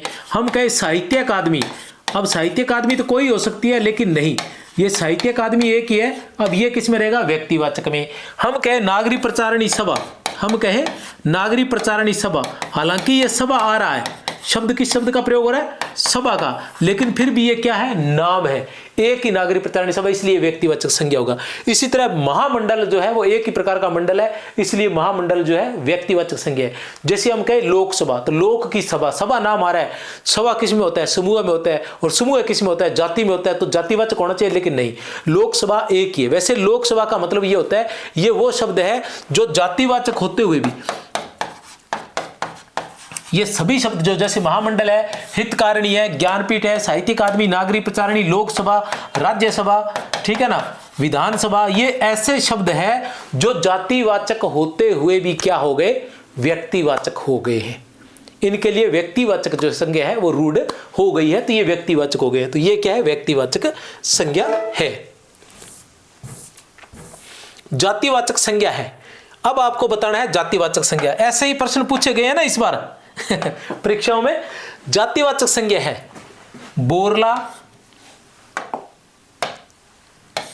अंगूठी, आम, पुरुष, हाथ, पानी, चांदी, तोता, भवन, कॉलेज, झुंड, लोग, माता, शिक्षक, कक्षा, सभा। जातिवाचक बोरला, अंगूठी, आम, पुरुष, ये तो जातिवाचक है, एक नंबर जातिवाचक है। हाथ, पानी, हाथ जातिवाचक है, पानी भी जातिवाचक है, चांदी भी जातिवाचक है, तोता भी जातिवाचक है, सही है, दो भी है। भवन जातिवाचक, कॉलेज जातिवाचक, झुंड जातिवाचक, लोग जातिवाचक, ये भी है। माता जातिवाचक, शिक्षक जातिवाचक, कक्षा जातिवाचक, सभा जातिवाचक, ये भी है। अर्थात उपयुक्त सभी, उत्तर रहेगा 4। उपयुक्त सभी जो है जातिवाचक संज्ञा के भेद है। कक्षा और सभा जो है, झुंड और लोग जो है, ये किस में आएंगे? समूहवाचक में, ठीक है ना। ये बोरला, अंगूठी, जितने भी आभूषण होते हैं ये किस में आते हैं? द्रव्यवाचक में। किस में आते हैं? द्रव्यवाचक में। ये आभूषण है, आभूषण किस में आते हैं? जातिवाचक में। और जातिवाचक के अंतर्गत भी किस में आते हैं? द्रव्यवाचक संज्ञा के अंतर्गत आते हैं। ये मैं आपको पहले बता चुका हूं कि जातिवाचक संज्ञा के अंतर्गत ही द्रव्यवाचक है और समूहवाचक आते हैं। समूह से मतलब जहां समूह का बोध हो रहा है, जैसे कक्षा क्या है? समूह है, ठीक है ना। सभा क्या है? समूह है। झुंड क्या है? समूह है। टीम क्या है? समूह है। उसी तरह द्रव्य जो भी है, जैसे खाने पीने के जो भी है, पानी है और दूध है, घी है, मक्खन है, उसके अलावा जैसे मान लो आभूषण वगैरह है, सोना है, चांदी है, पीतल है, तांबा है, इनके बने हुए आभूषण है, कपड़े है पहनने के, ये सभी जातिवाचक के अंतर आ जाते हैं, ध्यान रख लेना। सुमेलित कीजिए व्यक्तिवाचक संज्ञा। अब देखो इसी प्रकार का प्रश्न पूछे गया ना इस बार से, तो मैंने इसी बार के तरीके से ये सारी चीजें तैयार की है। सुमेलित करना है व्यक्तिवाचक संज्ञा, जन, पुलिस, लोग, सेना, जातिवाचक संज्ञा। अब अपने देखते हैं कि व्यक्तिवाचक संज्ञा, जन, पुलिस, लोग, सेना, व्यक्तिवाचक संज्ञा आता है सबसे पहले। तो व्यक्तिवाचक संज्ञा के कौन से हैं? उत्तर, यमुना, चेतर, ये है व्यक्तिवाचक संज्ञा, ठीक है ना। ए का 4, ए का 4 किसमें है? अब आपको जो चीज आती है वो आपने देखनी है, जो आपको चीज आती है। मानो ये कठिन है कि व्यक्तिवाचक संज्ञा उत्तर, यमुना, चेत्र, आपको पता नहीं था कि दिशाओं के नाम व्यक्तिवाचक संज्ञा में होता है। किसी नदी, नाले आदि किसी का जो नाम होता है वो व्यक्तिवाचक संज्ञा में होता है। चैत्र जो महीनों के नाम होते हैं, जनवरी, फरवरी, चैत्र, विशाख, जेठ, आषाढ़, वो भी व्यक्तिवाचक संज्ञा में होते हैं। माना आपको पता नहीं है, अगर पता है तो आप क्या करोगे? व्यक्तिवाचक संज्ञा 4 है। ए का 4 किस में है? ए का 4 ये इन दो में है, तो इन दो को नोट कर लो, इन दो को सीधा ही काट दो। ये काट दिए हमने, काट दिए। अब इन दो में चलो, हो गया ए का 4, ए का 4। अब अपने इन दो में ही चलना है, याद रखना है, इन दो को काट ही दो क्योंकि ये दो नहीं है, ठीक है ना, इस तरीके से करना है। अब अपने पास दो ही ऑप्शन है, अब इनमें से अपने माने कोई कौन सा आता है, अपने अक्कड़ बक्कड़ बम्बे वो 80 90 पूरे 100 ये लो। जातिवाचक संज्ञा हमें नहीं पता था, हमें भाववाचक संज्ञा भी नहीं पता, हमें समूहवाचक संज्ञा पता है। अब समूहवाचक संज्ञा कौन सी होती है, हमें पता है कि जन, पुलिस, लोग, सेना, क्योंकि जन में क्या होते हैं, बहुत सारे लोग होते हैं, पुलिस में क्या होता है, पुलिस का मतलब सारी पुलिस वाले, लोग का मतलब बहुत सारे लोग, सेना का मतलब बहुत सारे, तो हमें इसका पता है। तो दै का एक क्या है, दै का एक, दै का एक। अब अपने सीधा यहां आ जाओ कि दै का एक किसमें है, दै का एक किसमें है, इसमें है, तो इसका मतलब उत्तर क्या हुआ, स। ये लो, आपको दो ही आते थे, दो से उत्तर निकल गया, दो आते थे, दो से उत्तर निकल गया। जातिवाचक संज्ञा कौन सी है, पुस्तक, दिन, फल, फूल, ठीक है ना, और भाववाचक संज्ञा आपा, उड़ाव, ठीक है ना, ममत्व और क्रोध, ठीक है ना। क्रोध जो है वो भाववाचक संज्ञा है, अगर हम कहें क्रोधी तो वो हो जाएगा विशेषण, ममत्व जो है वो है भाववाचक संज्ञा, अगर हम कहें मम तो वो हो जाएगा सर्वनाम, अगर हम कहें उड़ना, ठीक है ना, तो वो हो जाएगा क्रिया, लेकिन उड़ाव क्या है, भाववाचक संज्ञा है। आपा, आप हम कहें तो वह हो जाएगा सर्वनाम, और आपा हम कहें तो वह हो जाएगा भाववाचक संज्ञा हो जाता है। बाकी आप जानते हो, पुस्तक है, दिन है, फल फूल पेड़ पौधे सभी पशु पक्षी जो होते हैं वो सारे के सारे किस में आते हैं, जातिवाचक संज्ञा के अंतर्गत आते हैं। द्रव्यवाचक संज्ञा से संबंधित असंगत कथन है, द्रव्यवाचक संज्ञा से, द्रव्यवाचक कौन से नहीं होते, सभी धातुएं क्या द्रव्यवाचक संज्ञा होती है, जैसे सोना चांदी तांबा लोहा होती है भाई। असंगत ढूंढना है, याद रख लेना प्यारे बच्चों, ठीक है ना, कर भला तो हो भला। तरल पदार्थ आपको बता दूं 63 771 24 पर भैया व्हाट्सएप कर लेना, और अपना संकुल मार्गदर्शन नाम से ऐप भी है, वहां पर निःशुल्क क्लासें हैं वो भी देख सकते हो, और लगातार फर्स्ट ग्रेड और सेकंड ग्रेड का पूरा कोर्स जो है वो आपको यहां करवाया जाएगा। अभी क्लासें थोड़ी सी कम चल रही है क्योंकि थोड़ा सा वो जो क्या बोलते हैं स्टाफ नहीं है। अभी कुछ दिनों के अंदर आपके लिए खुशखबरी है कि जो जीके की क्लासें हैं वो भी यहाँ पर रेगुलर शुरू कर दी जाएंगी, और जीके की जो क्लास रहेगी वो एक भी दिन मिस नहीं होगी, वो रेगुलर आपकी क्लास रहेगी। तरल पदार्थ पानी तेल पेट्रोल डीजल, बिल्कुल सही है भैया, पानी तेल पेट्रोल डीजल तरल पदार्थ भी द्रव्यवाचक संज्ञा के अंतर्गत आते हैं। और द्रव्यवाचक संज्ञा किस में आती है, ये जातिवाचक संज्ञा में आती है। किस में आती है प्यारे विद्यार्थियों, तो जातिवाचक संज्ञा में आती है। अगर क्लास अच्छी लग रही है तो कमेंट वगैरह कर दिया करो, और अगर कोई गलती भी आती है तो वो भी लिख दिया करो, मुझे उससे कोई फर्क नहीं पड़ता, मैं गलती सुधारने का प्रयास करूंगा। मेरा अपमान वाली मेरे यहाँ कोई वो पंगु को नहीं भैया। सभी नदियां गंगा यमुना सरस्वती, तो ये तो नहीं है भैया, ये तो कोनी हम बिल्कुल नहीं मानेंगे, बिल्कुल बिल्कुल नहीं। गंगा यमुना नदियां, और गंगा यमुना और सरस्वती ये किसके नाम है, ये है व्यक्तिवाचक संज्ञा। तो उत्तर है हमारा स। ये क्या है, ये है भैया व्यक्तिवाचक संज्ञा। सिर्फ उत्तर मत लिखा करो, ये भी देखा करो कि जो उत्तर है वो क्या है। सभी गैसीय पदार्थ oxygen nitrogen hydrogen carbon dioxide सभी की सभी किस में आती है, द्रव्यवाचक संज्ञा में आती है। तो ये सारी द्रव्यवाचक संज्ञा है, और ये सभी की सभी किस में आती है, जातिवाचक में आती है मेरे प्यारे विद्यार्थियों। चलते हैं आगे। सभी नदियां, ये है कुछ विद्वान संज्ञा के 5 भेद मानते हैं, व्यक्तिवाचक संज्ञा, जातिवाचक संज्ञा, भाववाचक संज्ञा, समूहवाचक संज्ञा और द्रव्यवाचक संज्ञा। कुछ विद्वान मानते हैं, लेकिन वास्तव में संज्ञा के 3 ही भेद माने गए हैं, ठीक है ना। ये मैं पहले भी बता चुका हूं कि बहुत पहले संज्ञा के 3 भेद माने जाते थे, फिर बीच में कुछ विद्वान पैदा हुए जिन्होंने इसके 5 भेद कर दिया, लेकिन बाद में पता चला कि नहीं, क्योंकि मूल किताबों में तो क्या है 3 ही बताए गए हैं। कामता प्रसाद गुरु हो चाहे किसी ने, जैसे भोलाना तिवारी उन्होंने 4 बताए हैं, ठीक है ना। लेकिन मुख्य रूप से हम देखते हैं तो 3 ही भेद माने जाते हैं, क्योंकि संज्ञा जो है वो कहां से ली गई है, वो अंग्रेजी व्याकरण से ली गई है, न कि संस्कृत व्याकरण से ली गई है। संज्ञा एक विकारी शब्द है, ये आप ध्यान रख लेना। वास्तव में संज्ञा के 3 भेद ही माने गए, व्यक्तिवाचक संज्ञा, जातिवाचक संज्ञा, भाववाचक संज्ञा। द्रव्यवाचक संज्ञा व समूहवाचक संज्ञा को जातिवाचक संज्ञा के अंतर्गत ही मान लिया गया है।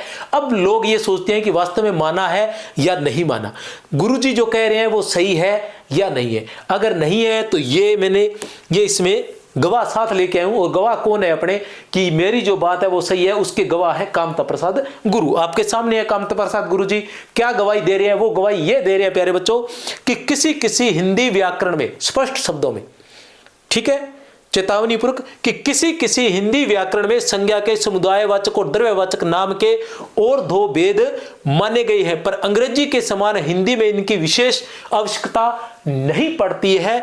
इनके सिवा समुदायवाचक का समावेश व्यक्तिवाचक तथा जातिवाचक में, समुदायवाचक का समावेश व्यक्तिवाचक तथा जातिवाचक में और द्रव्यवाचक का समावेश जातिवाचक में हो जाता है प्यारे विद्यार्थियों, ठीक है ना। ये बहुत बड़ी बात है। एक बार फिर से आपको बता दूं कि हम ज्यादातर क्या मानते हैं, 100 में से 100% यही मानते हैं कि पहले भी बता चुका हूं इसी लाइन में और इसी कड़ी में कि द्रव्यवाचक संज्ञा और समूहवाचक संज्ञा, इन दोनों संज्ञाओं को किसके अंतर्गत माना जाता है? इन दोनों संज्ञाओं को जातिवाचक में माना जाता है। किस में माना जाता है? जातिवाचक में। लेकिन जो कामता प्रसाद गुरु कहते हैं वो कहते हैं कि द्रव्यवाचक संज्ञा समूहवाचक संज्ञा ये दोनों जातिवाचक में आती है, लेकिन समूहवाचक संज्ञा जो है वो इसके साथ साथ इसके कुछ जो शब्द है वो व्यक्तिवाचक संज्ञा में भी जाते हैं। किसमें? व्यक्तिवाचक। समूहवाचक जो है वो व्यक्तिवाचक में भी चली जाती है और जातिवाचक में भी चली जाती है। और ये कैसे जाती है? ये वैसे जाती है जब हम व्यक्तिवाचक को समूह में बना लेते हैं सभी के लिए कि हरिश्चंद्रों ने, ठीक है ना, हरिश्चंद्रों ने ही इस देश को बदला है, सत्य की राह पर चलाया है।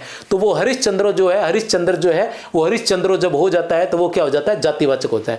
व्यक्तिवाचक संज्ञा को जब बहुवचन में प्रयोग करते हैं तो वो जातिवाचक में बदल जाती है। ऐसा नियम हमारी मूल किताबों में लिखा गया है। कोई गलती हो, ऐसा हो नहीं सकता, हो तो बता देना। ऐसे ही प्रश्न पूछे गए हैं, ऐसे ही प्रश्न पूछे जाएंगे। नई टेक्निक से बनाए गए हैं, हैंड टू हैंड तैयार किए गए हैं। ऐसा नहीं कि पुराने पढ़े थे, पुराने प्रश्नों के अपने पास कमी नहीं है।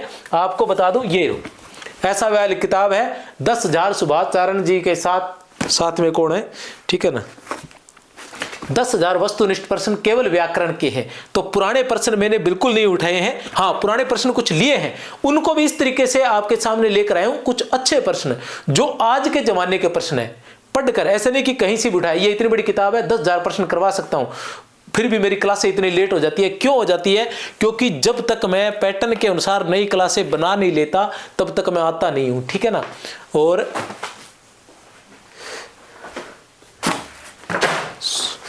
ये 10,000 और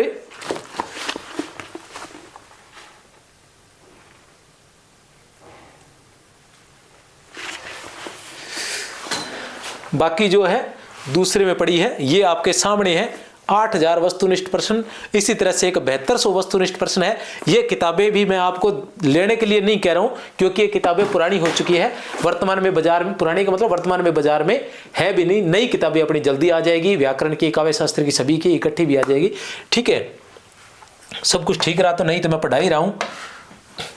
संज्ञा के जातिवाचक, व्यक्तिवाचक और भाववाचक उपभेद संस्कृत व्याकरण में नहीं है। संज्ञा के जातिवाचक, व्यक्तिवाचक और भाववाचक उपभेद संस्कृत व्याकरण में नहीं है। ये उपभेद अंग्रेजी व्याकरण में दो अलग अलग आधारों पर अर्थ के अनुसार किए गए हैं। एक कथन ये है, ठीक है। दूसरा कथन क्या है प्यारे बच्चों? क्रियात्मक संज्ञा को भाववाचक संज्ञा के अंतर्गत माना है। क्रियात्मक संज्ञा को भाववाचक संज्ञा के अंतर्गत माना है क्योंकि भाववाचक संज्ञा के लक्षण में क्रियात्मक संज्ञा भी आ जाती है। आ जाओ मैदान जंग में, देखते हैं किसमें कितना है दम। अगर दम है तो कमेंट जरूर कर देना। कमेंट के अंदर बेईमानी मत किया करो, विद्यार्थी होकर, ठीक है ना। जो विद्यार्थी होते हैं विद्या के अर्थी होते हैं, विद्या प्राप्त करने वाले होते हैं, और विद्या प्राप्त करने वाले जो होते हैं वो कभी भी कंजूस नहीं होते हैं। विद्या का मतलब ही बांटना होता है। तो बताइए, कमेंट कीजिए और बताइए कि कथन 1 सही है, कथन 2 गलत है। कथन 1 गलत है व कथन 2 सही है। कथन 1 व 2 दोनों सही है। कथन 1 व 2 दोनों गलत है।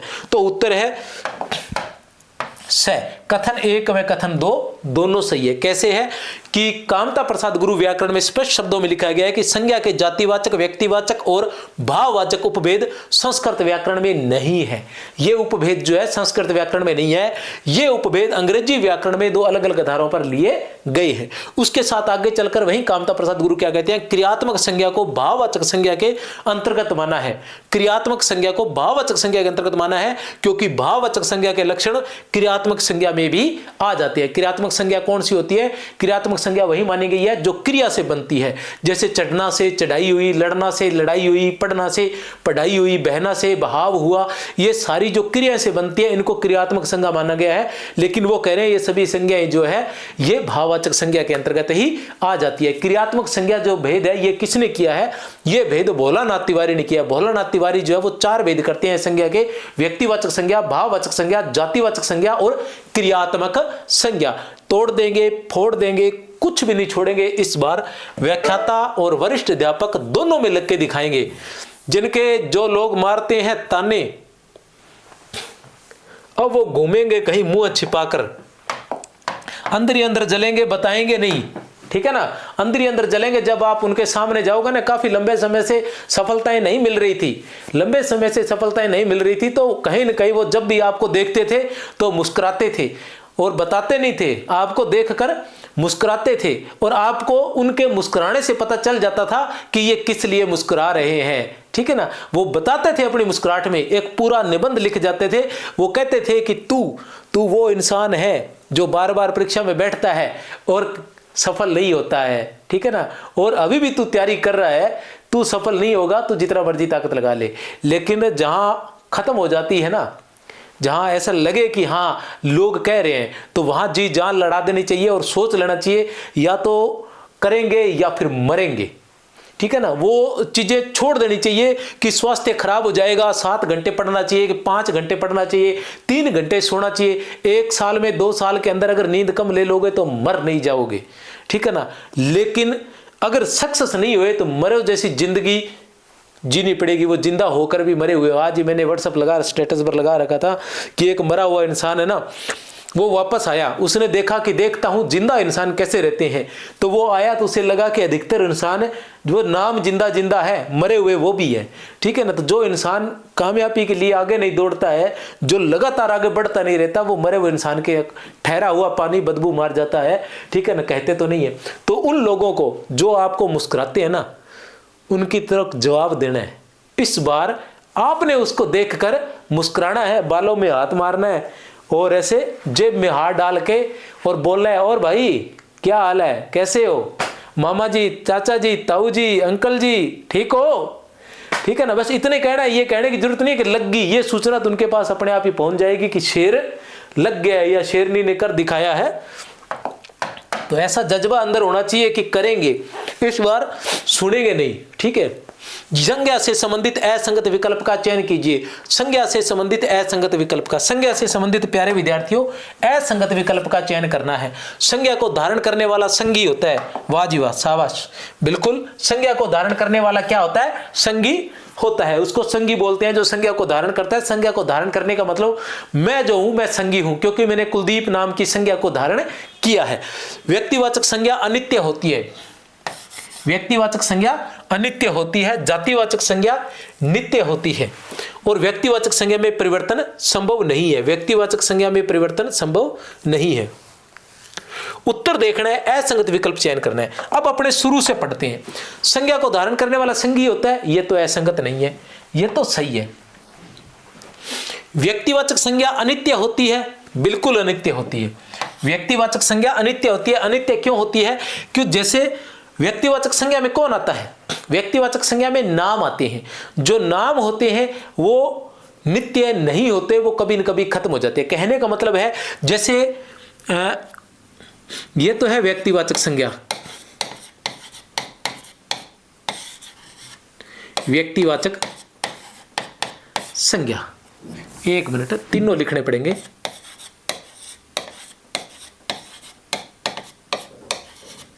ये है व्यक्तिवाचक संज्ञा, ठीक है ना? दूसरा है जातिवाचक संज्ञा और तीसरा है भाववाचक संज्ञा, ठीक है? अब इसमें हम देखते हैं कि जातिवाचक संज्ञा में कोई जातिवाचक संज्ञा मान लो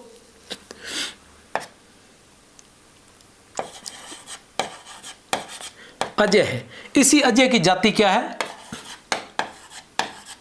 मानव है। इसी का भाव क्या है? भय है। तो अब आप देखो कि जो अजय है क्या वह अजय रहने वाला है? अजय रहने वाला है, नित्य नहीं। तो अजय जो है वो नित्य रहने वाला नहीं है। लेकिन मानव, ये जो उसकी जाति है, मानव जाति नित्य रहने वाली है, वो हमेशा रहने वाली है। तो व्यक्तिवाचक संज्ञा जो होती है वो अनित्य होती है, और जातिवाचक संज्ञा जो है वो नित्य होती है, और भाववाचक संज्ञा है वो भी नित्य होती है। भय जो भाव है वो हमेशा इस संसार में, इस प्रकृति में, इस सृष्टि में विद्यमान रहने वाला है। इसी तरह से हम देखते हैं और देखें तो जैसे हम मान ले व्यक्तिवाचक संज्ञा के अंदर मान ले कि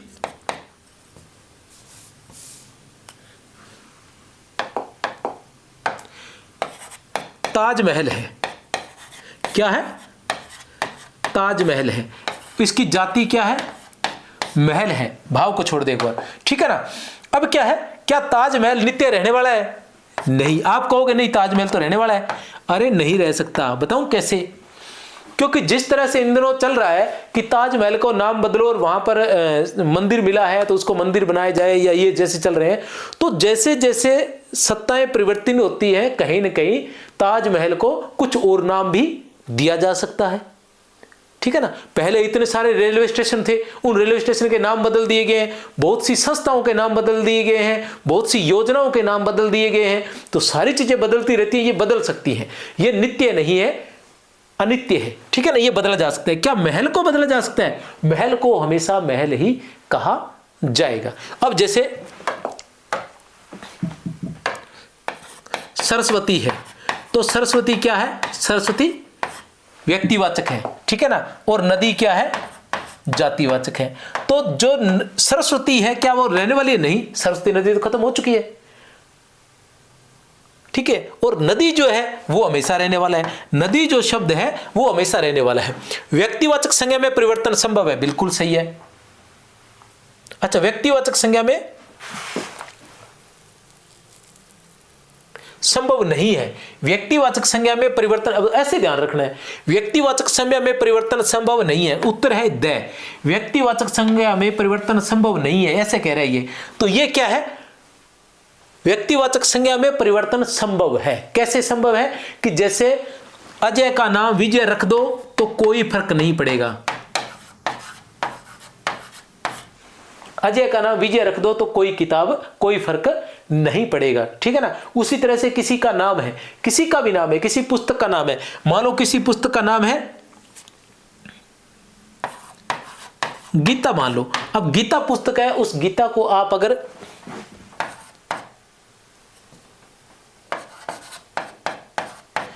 कृष्ण विचार रख दोगे, ठीक है ना, तो उससे कोई फर्क नहीं पड़ेगा। भविष्य में लोग उसे कृष्ण विचार के नाम से जानने लग जाएंगे। इसी तरह से यमुना नदी है, यमुना नदी है, यमुना नदी का नाम बदलकर अगर तुम पवित्रा कर दोगे तो भविष्य में लोग पवित्रा नाम से जानने लग जाएंगे उसे। इसलिए जो व्यक्तिवाचक संज्ञा है उसमें परिवर्तन जो है वो संभव है।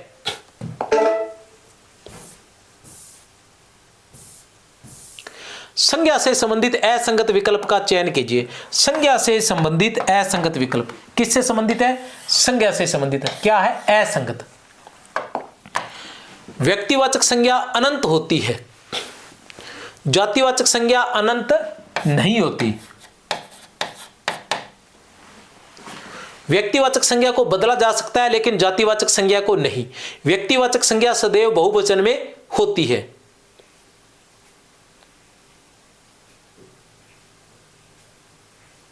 देखते हैं क्या है कि व्यक्तिवाचक संज्ञा अनंत होती है, बिल्कुल सही है।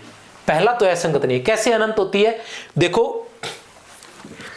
कि कितने नाम है इस संसार के अंदर, कितने इंसानों के नाम हैं, कितने पशुओं के नाम है, कितनी योजनाओं के नाम है, कितनी किताबों के नाम है, कितनी जगहों के नाम है, कितने शहरों के नाम है, कितने जिलों के नाम है, फिर दिशाओं के नाम है, फिर नहरों के नाम है, ठीक है ना, तालाबों के नाम है, बांधों के नाम है, पहाड़ों के नाम है, ठीक है ना, न जाने क्या क्या कितने नाम है। तो संज्ञा जो होती है, व्यक्तिवाचक संज्ञा जो होती है वो अनंत होती है।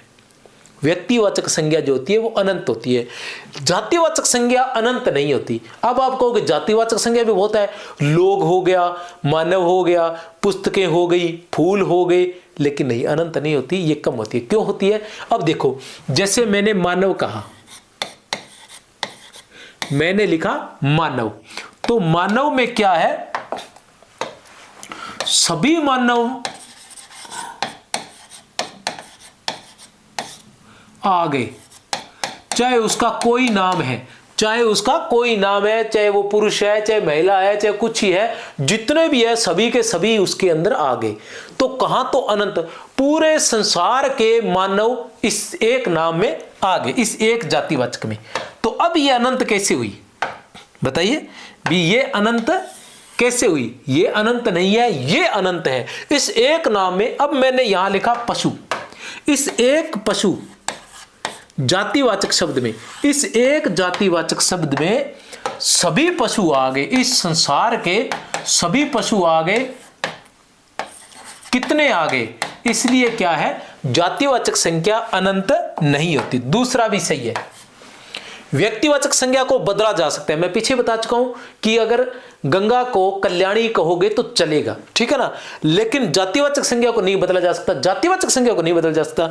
अब गंगा को अगर आप लोग भविष्य में कल्याणी कहने लग गए तो वो चलेगा, सुरेश को श्याम कहने लग गए तो भी चलेगा। जैसे फिल्मों के जितने भी हीरो हैं सबके नाम बदल दिए गए, तो जैसे अक्षय कुमार का नाम राजीव भाटिया था और उसको हमने क्या कहने लगे, अक्षय कुमार कहने लगे, तो क्या है, सारे अक्षय कुमार नाम से जानने लगे, कोई उनका नाम जानता ही नहीं है। सनी देओल का नाम कोई और था, हम सनी देओल कहने लगे तो कोई और कोई वो नाम जानते ही नहीं है। तो कहने का मतलब है कि वो जो नाम है अगर व्यक्तिवाचक संज्ञा को बदल लिया जाए तो कोई फर्क नहीं पड़ता, लेकिन जातिवाचक संज्ञा नहीं बदली जा सकती। कैसे नहीं बदली जा सकती? क्योंकि जाति जो है, जैसे अब गंगा को कल्याणी तो कह दिया, लेकिन नदी, अब गंगा को हम नदी कहें तो नदी को अगर तुम पहाड़ कहना चाहो तो नहीं कह सकते नदी, क्योंकि ये जो जातिवाचक संज्ञा व्यक्तिवाचक संज्ञा होती है ये अर्थहीन होती है, इनका कोई अर्थ नहीं होता। लेकिन जातिवाचक संज्ञा जो होती है ये अर्थवान होती है, इनके अर्थ होते हैं। नदी कहते ही तुम्हारे दिमाग में एक अर्थ आ जाएगा, अक्षय कहते ही तुम्हारे दिमाग में कोई अर्थ नहीं आएगा कि तुमको अक्षय कुमार, हाँ अक्षय कुमार हीरो इसलिए आ जाएगा, लेकिन नॉर्मली तुम कहोगे कि वहां गली के अंदर अक्षय कुमार खड़ा है तो तुम्हें कोई दिमाग में नहीं आएगा कि अक्षय कुमार जो है वो छोटा बच्चा है, बड़ा बच्चा है, कौन है, क्या है, यहां तक कि किसी जीव जंतु का नाम तो अक्षय कुमार नहीं है, ठीक है ना, समझ रहे हो ना। लेकिन अगर कोई कहे कि नदी या नाला, इस तरह से कोई कहे, पशु कहे तो तुम्हें पता चल जाएगा कि किस प्रकार का होगा। नदी कहते ही तुम्हें नदी की चित्र तुम्हारे सामने आ जाएगा, पशु कहते ही किसी पशु का चित्र तुम्हारे सामने आ जाएगा, ठीक है ना। इस तरह से सड़क कहते ही तुम्हारे सामने सड़क का चित्र आ जाएगा। तो ये जातिवाचक संज्ञा जो होती है वो अर्थवान होती है।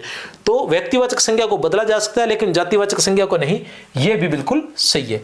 व्यक्तिवाचक संज्ञा सदैव बहुवचन में होती है, बिल्कुल गलत है। व्यक्तिवाचक संज्ञा उत्तर है द। व्यक्तिवाचक संज्ञा सदैव एक वचन में होती है। व्यक्तिवाचक संज्ञा क्योंकि एक ही नाम होता है, विशेष का बोध कराती है। व्यक्तिवाचक संज्ञा जो होती है वो विशेष का बोध करवाती है, इसलिए व्यक्तिवाचक संज्ञा सदैव जो है एक वचन में ही होती है। हाँ, वो बात अलग है कि कुछ व्यक्तिवाचक संज्ञाओं के बहुवचन बनाकर उनको जातिवाचक बनाया जा सकता है। कैसे, वो भी अब देख लेते हैं। व्यक्तिवाचक संज्ञा सदैव सभी के ऐसे ही है, वो मैं व्याख्या बता रहा हूं इसलिए पढ़ के नहीं बता रहा, वो कुछ की पढ़ के बता रहा हूं। सभी की इसी तरह से व्याख्या दी गई है, पीडीएफ आपको मिल जाएगी। इस नंबर पर टेलीग्राम चैनल ज्वाइन कर ले या ऐप डाउनलोड कर ले, उस ऐप में ये सारी चीजें फ्री डाल दी जाएगी। व्यक्तिवाचक संज्ञा सदैव एक वचन में होती है, यदि इसका उपयोग बहुवचन में किया जाए तो वह जातिवाचक हो जाती है।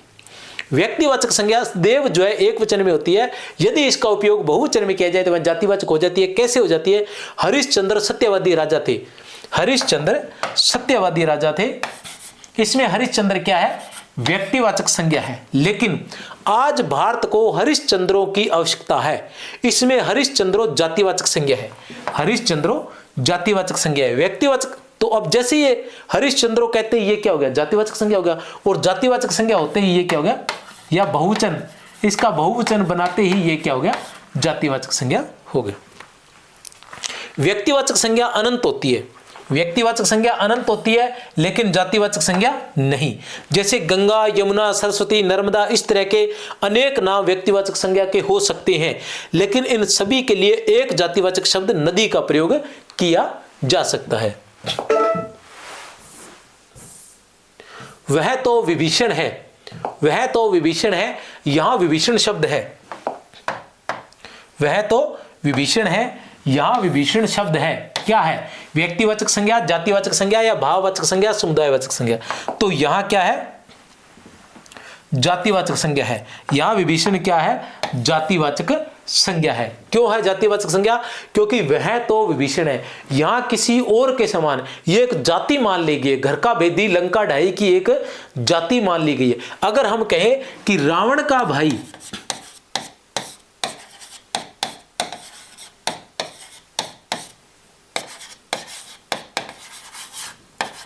विभीषण है, तो यहां क्या रहेगा?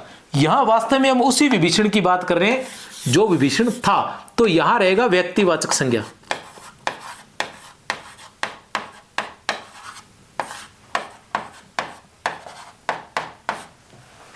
और अगर हम लिखे कि यह देश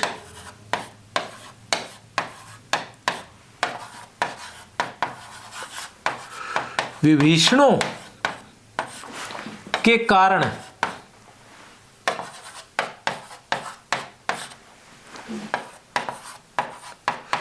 गुलाम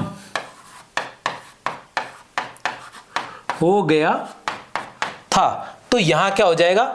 यहां जो विभीषण है, यहां जो विभीषण है, ये क्या हो जाएगा? ये हो जाएगा जातिवाचक संज्ञा।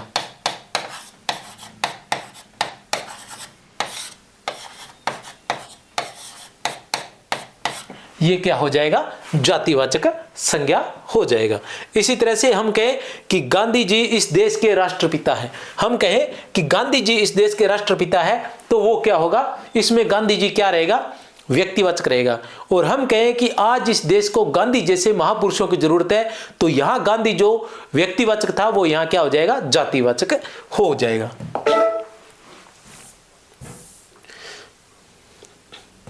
जब व्यक्तिवाचक संज्ञा की तुलना की जाती है तो वह जातिवाचक संज्ञा हो जाता है। यह भी जो व्यक्तिवाचक संज्ञा को बहुवचन में प्रयोग किया जाता है तब भी वो जातिवाचक हो जाता है।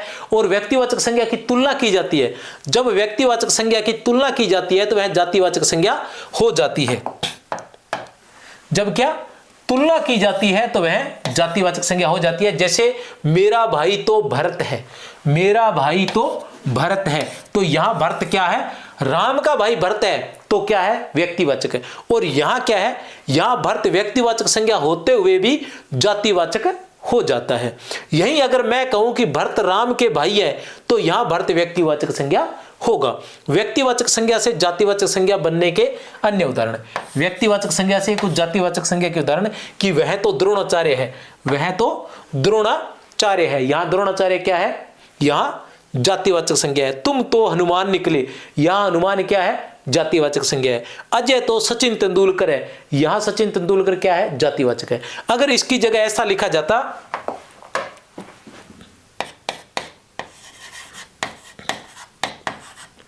अर्जुन के गुरु द्रोणाचार्य थे, हनुमान राम के भक्त थे,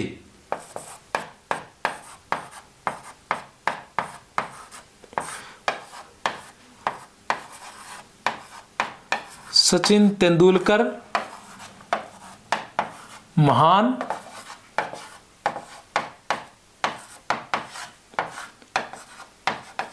खिलाड़ी है।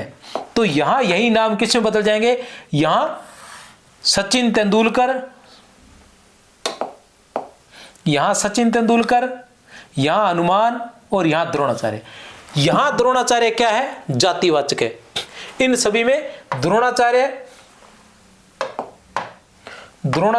हनुमान और सचिन तेंदुलकर ये सभी क्या है? जातिवाचक हैं।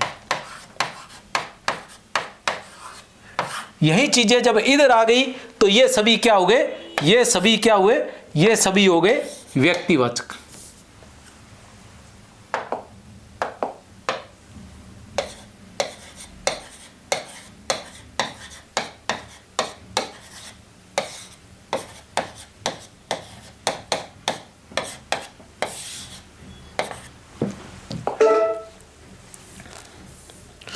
समूहवाचक या समुदायवाचक संज्ञा का उदाहरण नहीं है।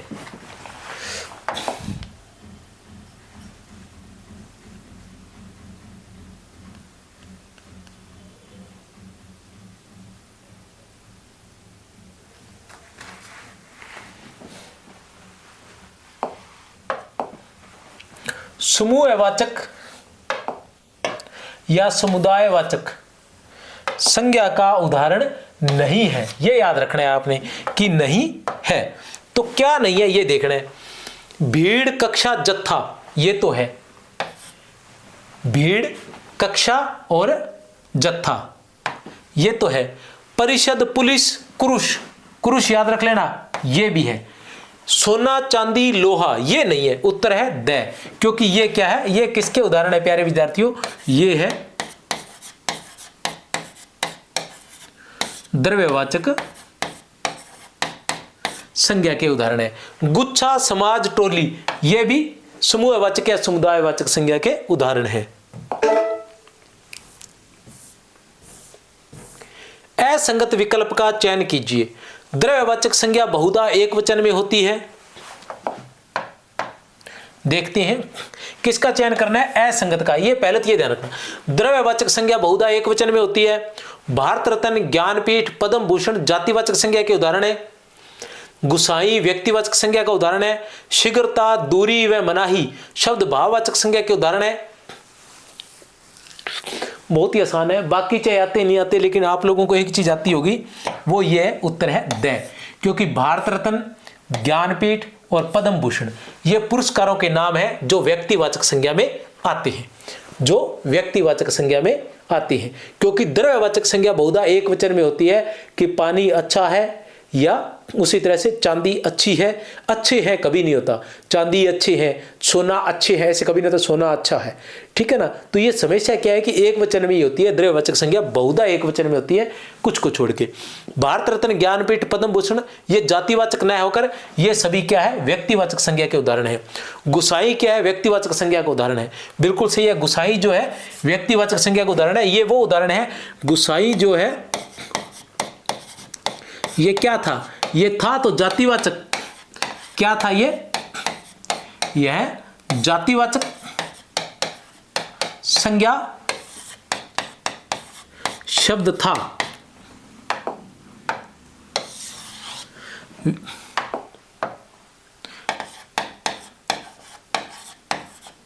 लेकिन यह वर्तमान में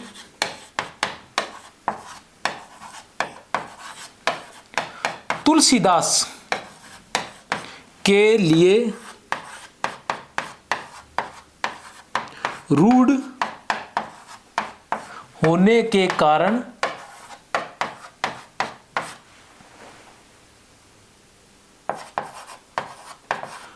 व्यक्तिवाचक संज्ञा हो गया है। शीघ्रता, दूरी व मनाही शब्द भाववाचक संज्ञा के उदाहरण है। शीघ्रता, दूरी ये क्या है, भाव, मनाही ये सभी क्या है, भाववाचक संज्ञा के उदाहरण है। दूरी को याद रख लेना, अगर गलती से निकले तो उत्तर है हमारा ब। उत्तर क्या है हमारा, ब है।